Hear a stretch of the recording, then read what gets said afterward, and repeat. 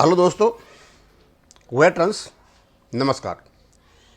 मैं आपको बताना चाहूँगा कि आजकल में जो पेंशन रेगुलेशन 995 और आईबीए और यूएफबीयू का जो एग्रीमेंट है वो, और जो स्मॉल कमेटी को जो टर्म्स ऑफ रेफरेंस दिए गए थे अपना रेगुलेशन बनाने के लिए 995 का, उसके बारे में बहुत विस्तृत चर्चा मैंने आपको बता दी है। और उसको सुनने के बाद मेरे व्यूअर्स के कुछ कमेंट आए, उसमें से दो कमेंट्स को मैं कहना चाहूँगा। एक तो मैंने लेटेस्ट देखा, कोई है ये निर्मल जी हैं, इनकी एक्चुअल लैंग्वेज में बताता हूँ। और ये जो बात कह रहे हैं ये बात मुझे भी कहीं पता नहीं चला। ये कहते हैं nowhere in any bank pension circular you will find the amended clause 35(1) where the time limit is deleted. Time limit का मतलब उसने 1986 से लेके 1987 तक का जो क्लॉज लगाया था वो कहीं उसको हटा दिया गया, ऐसा इनको कहीं भी नहीं मिला। जब एआईबी पार्क ने अपने लेटर में आईबीए के लिए लिखा है कि उसको क्लॉज को अमेंड कर दिया, मुझे भी कहीं नहीं मिला। It is only told by the leaders but till now nobody is able to show me the copy. Nirmal साहब बहुत बहुत धन्यवाद। You are sailing in the same boat in which I am sailing. उसके बाद क्योंकि जो मैं चीज़ यहां पर बता रहा हूं वो लीगल इंटरप्रिटेशन की वजह से बता रहा हूं, मैं वैलिड एग्रीमेंट के बारे में बता रहा हूं। और मैं एग्रीमेंट क्लियर कर दूं, आपका कम्यूटेशन 10 या 11 साल का इसलिए नहीं हो पाया क्योंकि आपका एग्रीमेंट था। इंटरनेशनल, नेशनल और स्टेट लेवल के इतने एग्रीमेंट होते हैं, उन एग्रीमेंट को मानना चाहे पब्लिक में हो चाहे प्राइवेट में हो बाध्यता होती है और वो एनफोर्सेबल होते हैं। यानी कोई नहीं माने तो आप कोर्ट में केस कर सकते हो। ये भी एग्रीमेंट ऐसा ही है। शिमला एग्रीमेंट और सिंध और नदीवाला जो ये समझौता है, आजकल जो लड़ाई चली है, सारे के सारे एग्रीमेंट होते हैं। बहुत ही पवित्र चीज होती है ये आईबीए और यूएफबीयू के बीच में। उस समय यूएफबी नहीं था, अलग अलग लीडर थे, उनके बीच जो भी समझौता हुआ उसको ये वायलेट नहीं कर सकते। अब मैं यहां एकदम ये है, मैंने फोटो लगा रखी है सीबी सक्सेना, ये एडवोकेट हैं दिल्ली में। जब एक एडवोकेट भाषा बोलता है तो बिल्कुल संक्षिप्त बोलता है लेकिन बिल्कुल सही बोलता है। इन्होंने मेरा वीडियो देखने के बाद कहा, क्या कहा इन्होंने मेरा वीडियो देखने के बाद?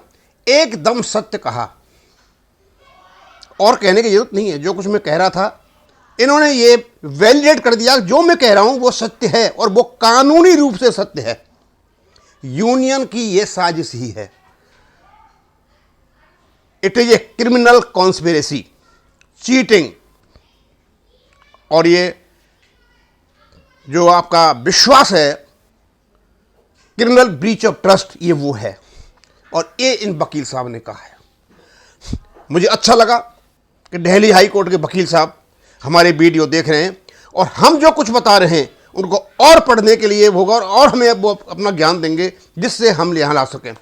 निर्मल सिंह जी ने जो बात कही, क्यों अकेले थे, उनका कोई चैनल नहीं था बताने के लिए। मेरे पास चैनल है, मैं सबको बताने के लिए मादा रखता हूं, इसलिए मैं यहां पर बना रहा हूं। अब मैं दूसरी बातों पे आता हूं। स्मॉल कमेटी ने प्रोविजन बनाते वक्त क्या क्या खेल खेले। इन्होंने अपडेशन किया और करने के बाद रोक दिया। वो तो इन्होंने 35.1 में किया। अपडेशन होगा लेकिन यहां से लोगों को इतने को होगा, ज्यादा का नहीं होगा। इसका कोई अमेंडमेंट नहीं आया और ये प्रॉपर रेगुलेशन नहीं है आपके पेंशन रेगुलेशन का। अब ये क्लियर हो चुका है। यदि कोई इसको रेगुलेशन को क्लियर मानता है अपडेशन का, तो ये दुनिया को या तो वो जानता नहीं है या वो जानबूझ करके दूसरों को बेवकूफ बना रहा है। और खेल खेला।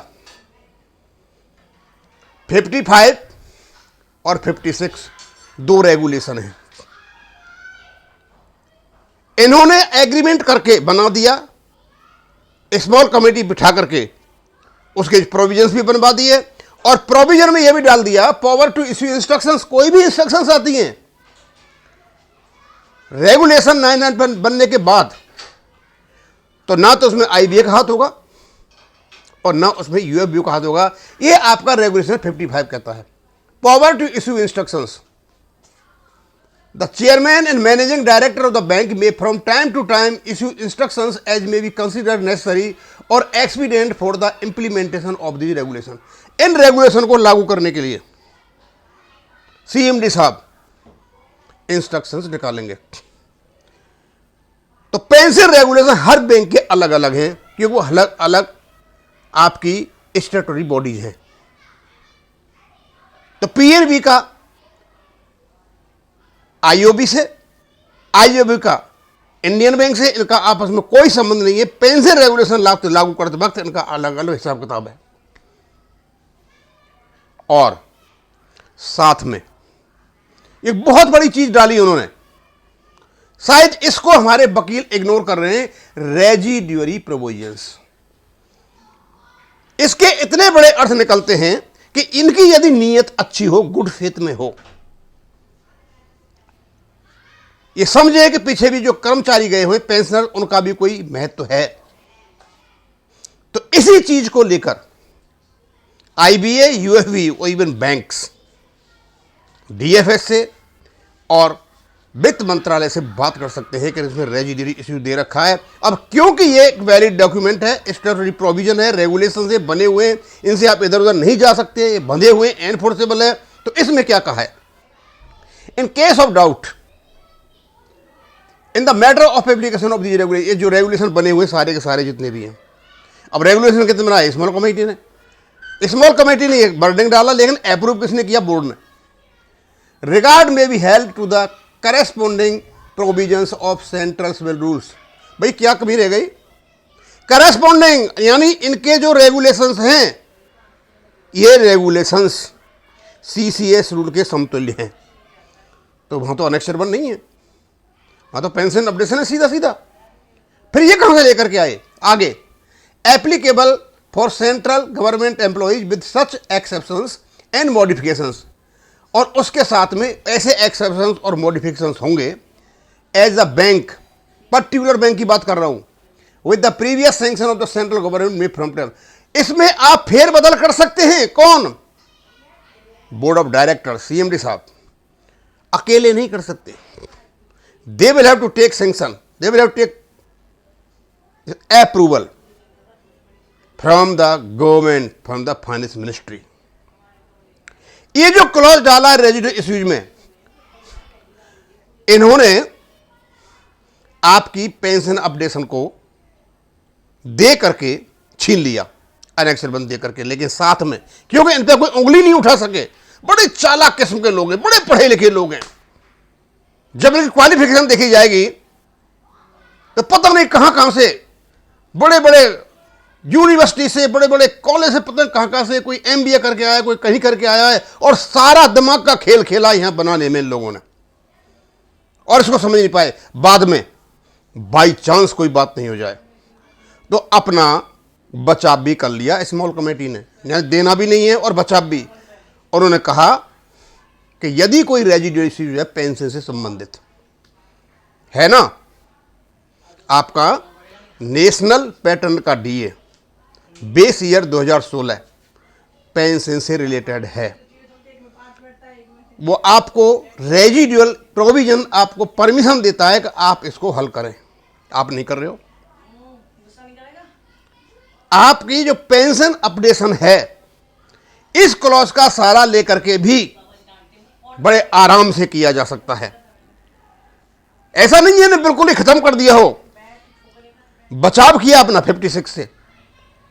अब क्योंकि रेजिडुअल जो इश्यूज हैं आईबीए और बैंक के बीच में, आईबीए के बीच में, वो रेजिडुअल इश्यूज को यदि वो इस पेंशन से संबंधित हैं तो वो पेंशन रेगुलर 995 से किए जा सकते हैं। तो वहां इन्होंने रेजिडुअल इश्यूज में पेंशन अपडेशन को डाल रखा है। एक्सेसिया को भी कर सकते हैं। जब आप पेंशन रेगुलेशन बैंकिंग रेगुलेशन 1970 और 80 का सहारा लेकर के इन रेगुलेशंस को बना सकते हो, जो वहां कोई ऐसा कोई है ही नहीं आपकी पेंशन संबंधी बातें, लेकिन सहारा लेके, क्योंकि इसी एक्ट का सहारा लेना पड़ता है। इन्होंने एक्ट का सहारा लिया 1970 1980 का, और इन्होंने पेंशन रेगुलेशन ही बना के रख दी हमारे लिए। अब ये बड़ा क्लियर है,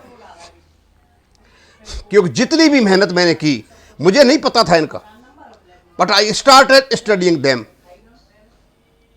इस चीज को मैं सिर्फ इसलिए समझ पाया क्योंकि लॉ, मेरी सेकंड ईयर लॉ की चली हुई है, एलएलबी की। इसको समझ में आया कि एग्रीमेंट का मतलब क्या होता है।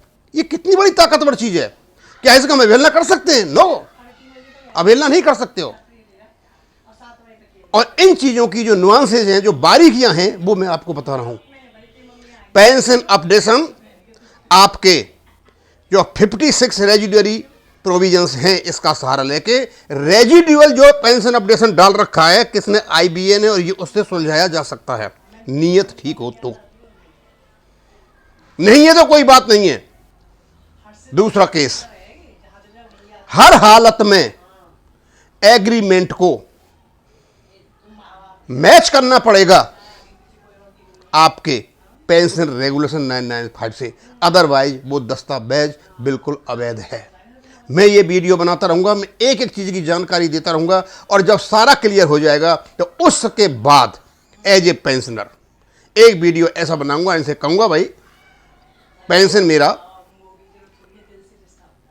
फंडामेंटल राइट है आर्टिकल 21 में, आप नहीं दे रहे हो तो आर्टिकल 19(1) में मेरे को फ्रीडम है स्पीच और एक्सप्रेशन की, मैं आपको अपनी समस्या बताऊं। लेकिन मैं आर्टिकल 19(2) का उल्लंघन नहीं करूंगा कि वहां रीजनेबल रेस्ट्रिक्शंस चली हुई है। लेकिन जिस आर्टिकल, और फिर आर्टिकल 14 में इक्वलिटी की बात आती है। पेंशनर्स भी इक्वल है उन लोगों के जो वर्तमान में काम कर रहे हैं। और तीसरी बात, सबसे बड़ा धोखा पेंशनर्स को दिया वेंकटाचलम साहब ने। सब पता है इनको, सारी कहानियों का इनको सब पता था कि ये क्या हो रहा है, लेकिन अंधकेर में रख करके इन्होंने जो कुछ किया, इसका खामियाजा वेंकटाचलम को भुगतना पड़ेगा। अदरवाइज आप सही लाइन पे आएं और सारा काम करें। अब मैं इसको यही खत्म करूंगा। थैंक यू, धन्यवाद।